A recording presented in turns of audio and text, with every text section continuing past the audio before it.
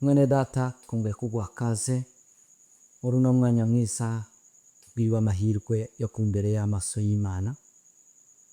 Turavuze ngo wegere n'Imana iguhe umugisha.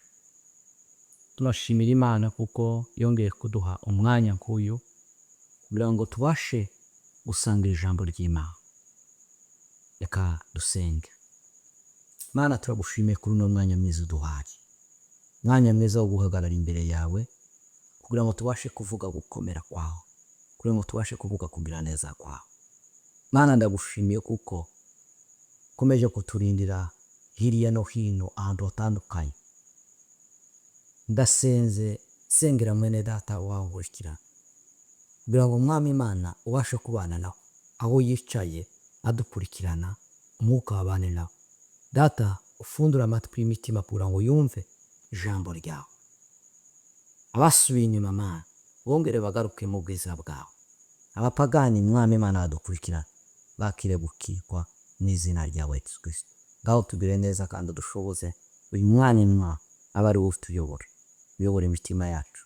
Habwe icyubahiro kuko ari wowe ugikwiriye Mana. Komeza tweze dutungane kubw'imbaraga z'urukundo rwa Yesu. Amen. Narivuze ngo nguhaye kaze muri uno mwanya tugiye kuganira ijambo ry'Imana. Reka dusome mu rwandiko Pawulo yandikiye ab'Efeso ibice 3 n'umurongo wa 20. Rwandiko Pawulo yandikiye ab'Efeso ibice 3 n'umurongo wa 20. Haravuga ngo nuko ibasha gukora ibiruta cyane ibyo dusaba ndetse n'ibyo twibwira byose kuko imbaraga zayo zidukoreramo. Amen. Reka dusubiremo. Nuko ibasha gukora ibiruta cyane ibyo dusaba ndetse n'ibyo twibwira byose kuko imbaraga zayo zidukoreramo. Amen. Nshuti muvandimwe, uyu munsi natekereje kuko tuganira ijambo rivuga gukomera kw'Imana. Isi ya none yuzuyemo ibibazo. Isi ya none iratugerageza. Satani akomeje kutugabaho ibitero uko bukeye n'uko bwije. Satani akomeje kutugabaho ibitero by'uburwayi, ibitero by'ubukene. Ariko nanone tidukwiye gucika intege nk'abadafite ibyiringiro. Haleluya. Urashobora kuba uri mu bibazo, urashobora kuba uri mu burwayi ndetse umaranye igihe kirekire, ariko uyu munsi wa none ndashaka kugira ngo ukingure umutima wawe, wihangane utange umwanya wawe, kandi mu gutegera iri jambo ndashaka ngo uzamure kwizera kwawe. Nshuti, hari Imana dufite, Imana iri hejuru y'ibyo byose ubona. Ni Imana ishoboye gukemura ibyo byose ubona biri imbere yawe biguteye kurara wiganyira cyangwa se kurara wibaza hejuru y'ibisubizo byawe ukabura aho biri. Ariko reka nkubwire ngo Imana yacu irakomeye. Dufite Imana ikiza, dufite Imana itabara, dufite Imana ikora. Imana yacu ni inyembaraga. Ibyo byose ubona ko bidashoboka birashoboka mu kwizera. Twasomye ijambo ry'Imana hano mu rwandiko Pawulo yandikiye ab'Efeso. Yarababwira ngo Imana yacu, Imana twizeye twamenye, iyo Mana ngo ibasha gukora cyane, ibasha gukuraho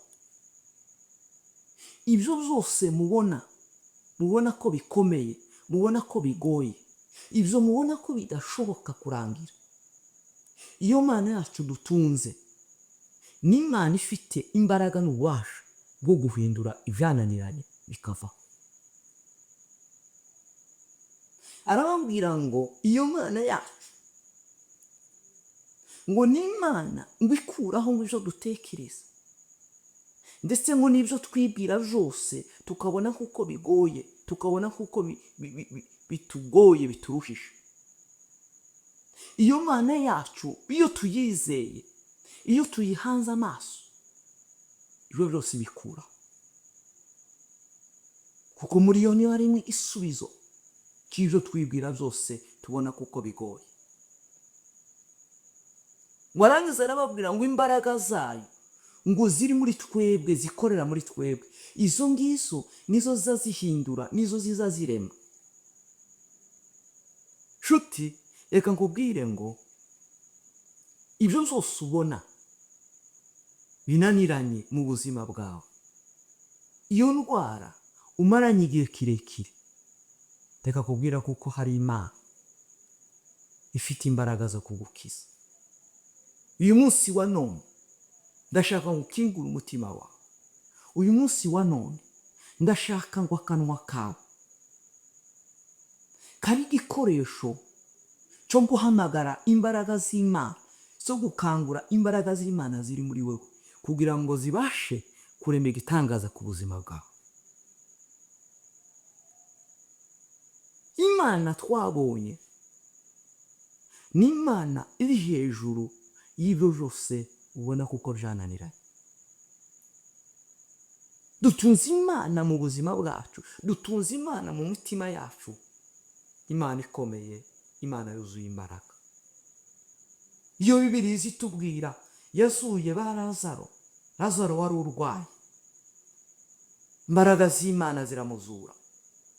Igitondo kimwe Lazaro wari umaze iminsi, igitondo kimwe bashiki be babona Imana. Uyu munsi nawe muri kino gitondo, cyangwa se muri no mugoroba, cyangwa se muri no joro, urashobora guhura n'Imana. Niwavyemera ugakingura umutima wawe, Imana irakora igitangaza ku buzima bwawe. Nshuti, kanguka, wambare kwizera, kwizera kube mu mutima wawe, kwizera kube mu bitekerezo byawe. Wizera Imana iri hejuru ya byose, Imana ishoboye, Imana izikiza. Imana yabanye nawe kuva ukiri mutoya. Utekereze muri wowe, utekereze ibitangaza Imana yakoze. Ndashaka kukubwira ngo dutunze Imana y'inyembaraga, kandi Imana itabara ujananiranye. Bya bindi byose ubona ko bidashoboka, ndashaka kukubwira kuko imbere y'Imana byose birashoboka. Niwakwizera Imana, kwizera imbaraga zayo, ni ukuri urabona igitangaza cy'Imana. Iyo ndwara ufite, iyo ndwara si yo kukwica nshuti, niyo kugira ngo imirimo y'Imana yerekane muri wewe. Zamura kwizera muri wewe, ongera uje ku mavi, wibutse Imana imirimo wakoze, wibutse Imana ineza wakoze, nimba ari ineza wakoreye mugenzi wawe. Iryo riba ituro ryo kugira ngo uzamure isengesho, usenga Imana, kugira ngo Imana igutabare, kugira ngo Imana igusure. Jewe uyu nguyu ukubwira, nabonye Imana, nabonye imbaraga z'Imana.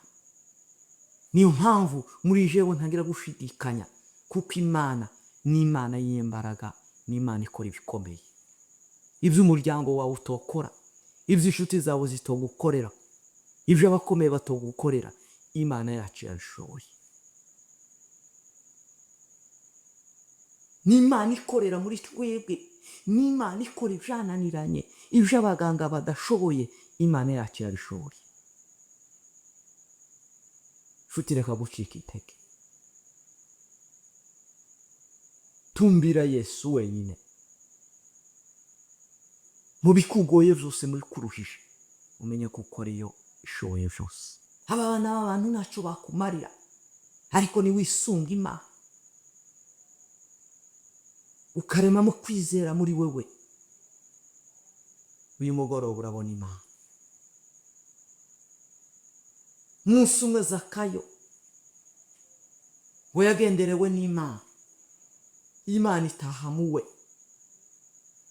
Zakayo wari umwambuzi, Zakayo utarukijijwe, ariko umugoroba umwe yakinguriye Imana, Imana zimetaha mu wiwe, abona agakiza gataha iwiwe. Uyu munsi wa none nawe ndashaka ngo ukingurire Imana mu bitekerezo byawe, ndashaka ngo ukingurire Imana mu buzima bwawe kugira ngo ubone igitangaza cyayo. Iyo Satani amaze gufata umuntu aza akakwereka kuko uburwayi urwaye cyangwa se ikibazo ufite, akakwereka kuko gifite uburemere, ariko ndashaka kubwira kuko Imana yacu ifite uburemere, ifite imbaraga ziruta ibyo bibazo wawe. Ibyo wabona byose bikuraza ku ijoro, ibyo ni bitoya, ni wakwizera Imana. Reka dufatikanye nawe gusenga, duhamagara Imana mu buzima bwawe, duhamagara Imana kugira ngo Imana ibashe kugukuraho ibikugora. Wowe urwaye aho untegera, ndashaka kukubwira ngo ukingurire Imana mu buzima bwawe, wizere Imana, cyo kibazo cy'uburwayi kirakira. Wowe utarabyaye ingumba aho untegera, ni wakwizera Imana urabona ibisubizo. Wowe ufite ikibazo cyo kubona akazi, ni wakwizera Imana, Imana irakwiyereka, kuko Imana yacu ibasha gukora cyane ibyo dusaba ndetse n'ibyo twibwira byose. Imana irenze ibyo twibwira byose, kuko iri hejuru ya byose, n'Imana iri hejuru y'amajuru. Reka dusenge. Mana, ndagushimiye kubwira ijambo, ndagushimiye kubwa mwene data. Mana, mpweretse umuntu wese uwankurikirana Mana, amaso yose ahankurikirana Mana, amatwi yose ahaye numva Mana. Ndambuye ikiganza ku buzima bw'aba bantu Mana. Mana we, abarwayi baba badukurikirana Mana, ikiganza cyawe kibe ku buzima bwabo Mana. Mu izina rya Yesu, indwara ziri mu buzima bwabo ndategetse mu izina rya Data n'iry'Umwana n'iry'Umwuka we, wa ndwara we hagarara mu buzima bwabo. Sohoka, sohoka, ndategetse mu izina rya Yesu. Ibakire ukira mu izina rya Yesu. Nimwakire igitangaza uyu mugoroba wa none. Aho uherereye hose wowe wankurikirana, wakire igitangaza cy'Imana. Wewe wa mugore we, wa muryango we utarabona urubyaro, ndahamagaye abana mu muryango wawe. Imvura y'imigisha nitembe mu muryango wawe Mana. Wiyerekane Mwami Mana, wiyerekane kuri aba bana, washe kubagumbura mu izina rya Yesu. Babyare Mana, umuryango komeze wororoke, kuko ijambo ryawe ryaratubwiye ngo tubyare twororoke ngo dukwire isi. Mana we, nawe baheze umwana ku bw'izina rya Yesu. Abatarakizwa Mana babashe gukizwa, bahindurwe n'ijambo ryawe. Mana we, abafite ibibazo byo kubura utuzi, ubaheshe utuzi mu izina rya Yesu. Uyu munsi wa none Mana, wiyerekane ku buzima bwawe, ureme igitangaza mu buzima bwawe, ureme imbaraga zawe Mana zihindura amateka. Abafite amateka mabi Mana, natwe waduhinduriye amateka, ubu turi abana bawe Mana, ubu turavuga gukomera kwawe Mana. Wigaragaze kandi weshe icyubahiro. Ndasenze nizeye mu izina rya Yesu Kristo, amen. Mugira amahoro y'Imana, ubwiza bw'Imana bukomeze bubane nawe, kandi imbaraga z'Imana zikomeze ziganze mu buzima bwanyu, zikomeze zibarinde. Muhagarare mu mbaraga zo kwizera, mwemere Imana ibategeke, kandi mwimure iterabwoba rya Satani no kwiganyira. Mwambare kwizera mu izina rya Yesu, amen.